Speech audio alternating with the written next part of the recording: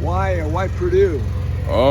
You know, Coach Odom, I've been rocking with Coach Odom for a long time, since like 7th, 8th grade, you know. Real genuine dude. He know what he's talking about, and I trust him. I trust everything he do, the way he go about his business, the way he handle things. He's a great dude, great guy, family-oriented man. Have you seen others kind of adapt to the way he does things who weren't used to his style? They still coming along, you know. Everybody asks me like, bro, that's how y'all used to run? I'm like, yeah, bro, like, it's my 3rd year. Get with it. It worked. It might be hard, but it worked, you know. Take it with a grain of salt and get up and put your work shoes on and go to work. How did that connection start that early, 7th, 8th grade? Football, honestly, you know. I'm from St. Louis, Missouri. He used to coach at Mizzou. And we just clicked from there, you know. I trust him with my life.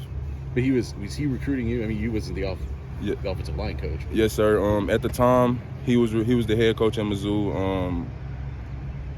Brad Davis was the O-line coach at the time, so he was recruiting me, and kind of like him and Coach Davis was the more so the two I was talking to. So that's how it started, honestly. You played a lot of tackle, obviously, for him at UNLV. We've seen you at guard this spring. Do you like that? Is it just to build some versatility, or do you think that's where your future is? Honestly, when I first started, I started at guard in college. I started at guard. I could play tackle. You know, at first I didn't really like tackle, so it grew on me these past 2 years. But, I mean, they told me that it might be a time where I do have to play tackle. Might be a time where I do have to play guard. But right now, I'm looking like a guard, and I like it. So, you know, change, nothing new. Why do you like it as opposed to playing out in space on the edge? I would say when you at guard, it's more so a phone booth. So everything is clustered. So, like, I don't really have to deal with all those little guys that like to run around and, you know. So, I mean, I would say that guard is kind of easier than tackle, honestly, yeah. Talk a little about the rest of the offensive line, maybe guys that have caught your eye that you've been playing with on what looks like the first unit. Right. Gio, you know, Gio coming along at center. He's still making the calls, trying to get everything right, but he's coming along week by week, day by day. I like John Randall, number 50, coming along, young guy, but, you know, you could tell that they got taught great last year on the little stuff at O-line, like little fundamentals and stuff. Who else? All of them. Mason, Hank, Joey, all of it. I just feel like as a unit, it's just the start right now, but by the time when it's time for the season and when that time comes, we're going to be all right. We're going to be great. Why do they call you Chop? My pops gave me that name when I was younger.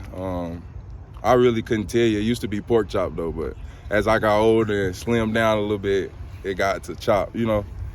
You mentioned Joey, who's obviously playing a lot of left tackle right next to you. Sir. Anything, the interaction between the two of you, the fact that you have so much experience at left tackle, is that helping the two of you? Yeah, honestly, you know, me and Joey coming along great. We still got to get some little communication and playing together, get used to it. But honestly, when he asks me something, I tell him. If he need a tip or something, I tell him. He tell me, like, as an old lineman, we all have to be 5 as one. Like, so we got to be like this. We all got to be on the same page. Everything got to be crisp. Because if one mess up, we all wrong. That cohesion, often it's built over a longer period of time, right? You guys have, you know, a couple weeks here in the spring, several, and then you've got to get it ready to go by the fall. How do you guys are you trying to speed up that cohesion or make that happen? I would say it's kind of sped up, you know, with all the stuff that we do together, the meetings, the extra work, you know, it all comes together. So when it's time, it shows. But I would say that the cohesion is slowly building day by day, definitely. You guys doing stuff away from the facility? Yes, sir. Barbecues, eating good, you know, just chilling. O-line stuff. Mostly food related? Yeah, mostly food related, definitely. How would you describe Vance Weiss? I love Coach Weiss. You know, I didn't really know Coach Weiss 2 years ago. So when I transferred to UNLV, it was new. He was new to me. I just trusted him. Honestly, I trusted him and Coach Odom. I trusted Coach Odom, and I know Coach Odom wouldn't put me in no bad situation. So I trusted him, and gave Coach Weiss my all, and I'm here now. What does this style of toughness and discipline work for the guys that can kind of suffer through it?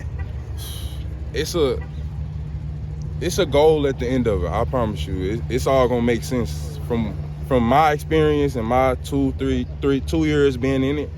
I honestly could say it's gonna make sense. In the end, everything makes sense, but it's a grind. It ain't easy. It ain't supposed to be easy though. If it was easy, everybody would be doing it. So I mean, you had your days where you're like, man, like again, but you just got to think about the end goal, where you want to be in life. So that's how I look at it. Was it funny to watch the rest of these guys go through the first day of Winning Edge? Oh, no, Winning Edge ain't funny at all. That ain't funny. I don't care how many times you do it, or Winning Edge is Winning Edge. You're going to get that edge about you, and it's going to come out. The work is going to show, but I could say, like I said, it's going to show when it's supposed to show. So we'll put on the show for the fans. What do you miss most about St. Louis? Emo's Pizza or Ted Cruz Frozen Custard? Oh, Emo's, St. Louis Fish and Chicken, Ted Drew's, Chinese food. I love everything. The Arch, the Ballpark, everything. I'm a St. Louis baby, man. Who's impressing you right now on the defensive interior? Like, I know you guys aren't going full out yet, but anybody there that you've matched up with? TJ Lindsey. You know TJ, another transfer guy. He's really showing up. You know, me and him, we have our battles every day inside run. D'Amico, number 95. You know, he showing a lot of versatility. I would say CJ Madden though. CJ Madden he's standing out. You know, he's a vocal leader. You could tell he been here. He gets his guys going on the D line, and I could say that they're gonna be a real force to be reckoned with. Anything else?